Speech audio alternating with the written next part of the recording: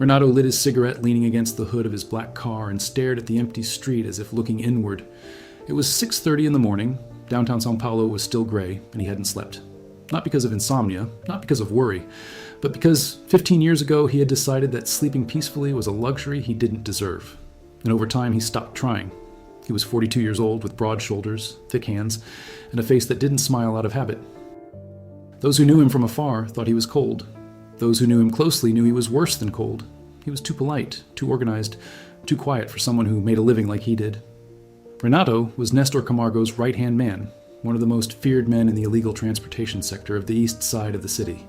He didn't carry a gun on his belt. He carried numbers in his head, spreadsheets, routes, schedules.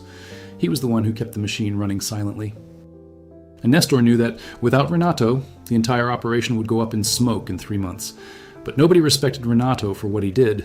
They respected him for what he endured. 15 years ago, Renato had a wife, Beatrice, a brunette with an easy laugh who sold cakes in jars at the Italian Paulista street market. He loved her the way a quiet man loves, without declarations, without flowers, without notes. He loved bringing her medicine when she coughed. He loved fixing the shower at 11 o'clock at night. He loved saving money in an envelope under the mattress, so that one day he could buy a house with a yard and a dog she could call her son. Beatrice knew this, but Beatrice wanted more, and her more had a name. Fabio, a young man who drove a truck for the same scheme and who spoke beautifully, laughed loudly, and promised everything Renato could never promise. She left on a Monday. She took her suitcase, the envelope, and whatever soft material remained inside it. Renato didn't yell. He didn't drink. He didn't hit anyone. He just stopped. He stopped looking at any woman. He stopped accepting invitations. He stopped answering when someone asked if he wanted company. The men in the scheme laughed behind his back. They called him a priest, a dryhead, dead inside. Renato listened to it all without blinking. And he kept doing what he always did, keeping everything running while everyone else fell apart. Time passed with the brutality that only time possesses. And Renato became a fixed part of the landscape.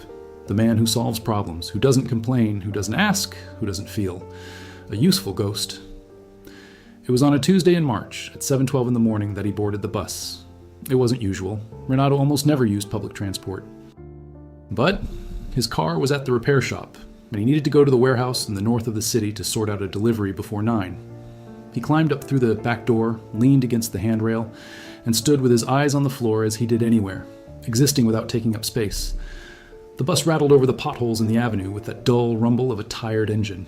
The sun streamed through the scratched windows, drawing crooked lines on sleeping faces. And it was there, in the third seat on the right, that he saw her. A girl slept with her head resting against the window. She wasn't pretty in the way the men around him defined pretty.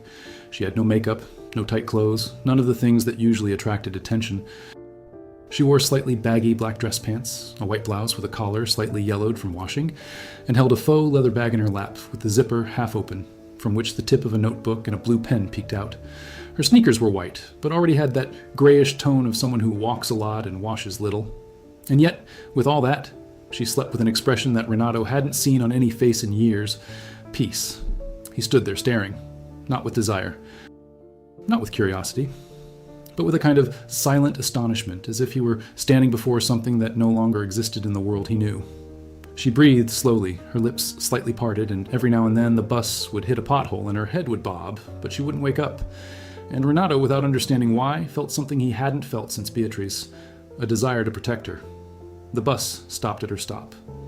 She woke with a jolt, opened her eyes startled, clutched her bag to her chest, and ran off. Renato remained standing in the same spot, and he got off 2 stops later, unable to get the face out of his head. In the following days, he did something he had never done before. He took the same bus again at the same time. He didn't see her on Wednesday, nor on Thursday, but on Friday she was there. Same seat, same clothes, same piece on her sleeping face. And this time, he noticed the name tag hanging from her bag strap. He read it from afar, squinting. Luísa Moreta, Intern, Azevedo and Duarte office. Luísa. He repeated the name softly, as if trying out a new word in a forgotten language. For 2 weeks, Renato took that bus every day. He never spoke to her. He never sat near her. He never did anything that would be noticed. But he began to notice things he hadn't noticed in anyone before. The way she folded her sleeves when it was hot. The way she held her pen between her fingers even while sleeping. The crease between her eyebrows that appeared when the bus braked suddenly, as if even in her sleep she was worried about something.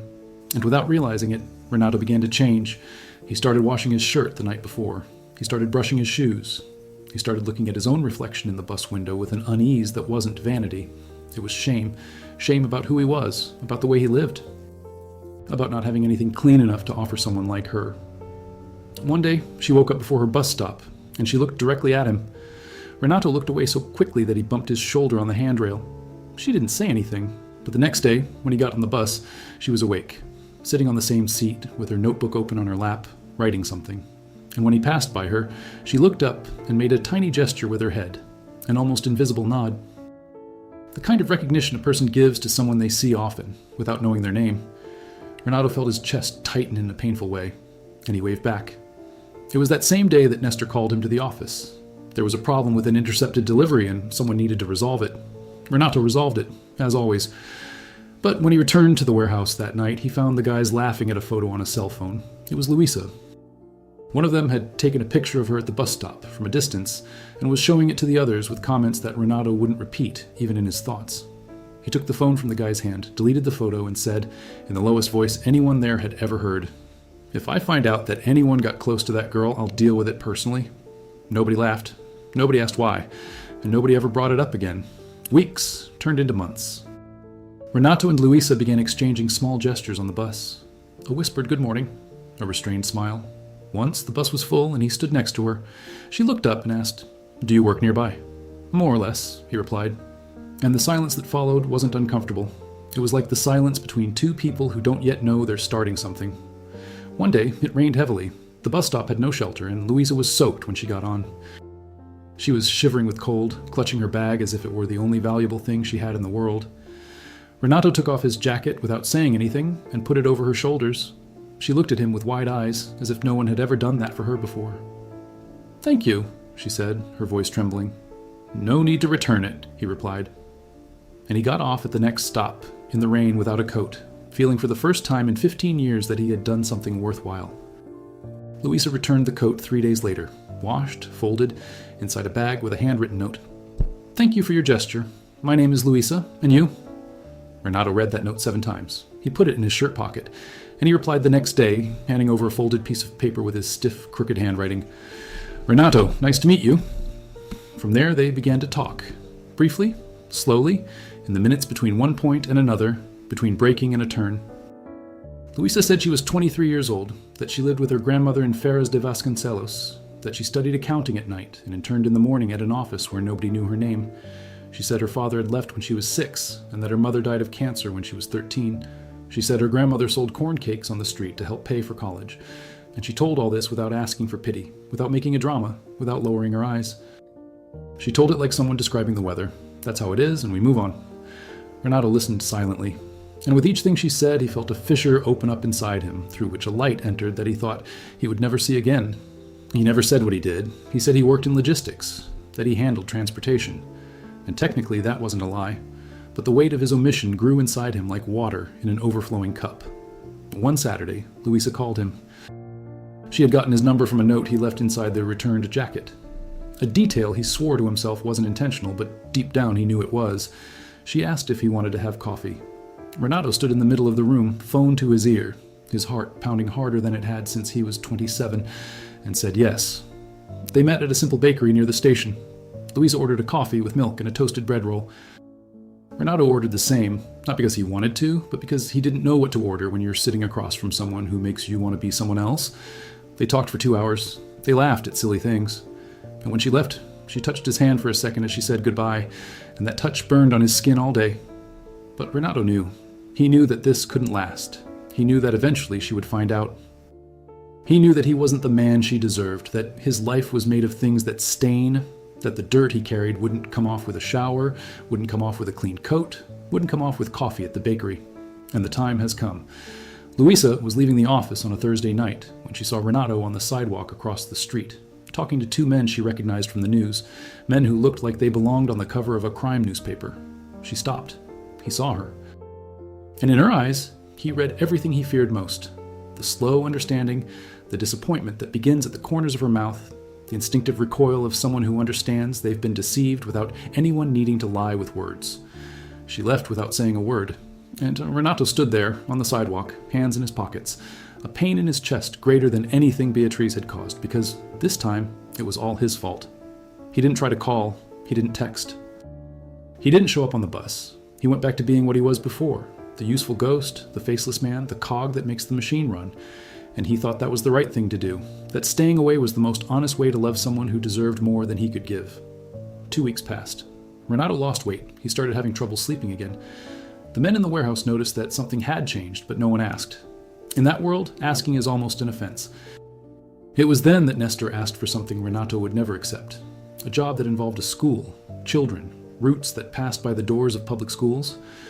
Renato looked at Nestor and, for the first time in 20 years of silent obedience, said no. I'm not going to do that. Nestor looked at him with that look of someone who doesn't hear that word.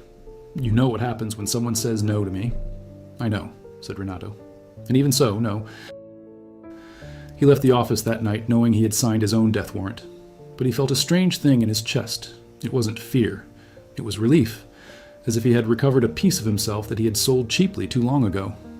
The next morning he went to the police station, not as an informant, not as a hero. It was as someone who was too tired to carry what he was carrying and decided he'd rather lose everything than continue pretending it didn't weigh him down. He gave names, routes, schedules, everything he knew. And when he left, uncertain of what lay ahead, he took the bus for the last time. Luísa was there, sitting on the same bench, notebook in her lap, pen between her fingers. But this time she wasn't sleeping.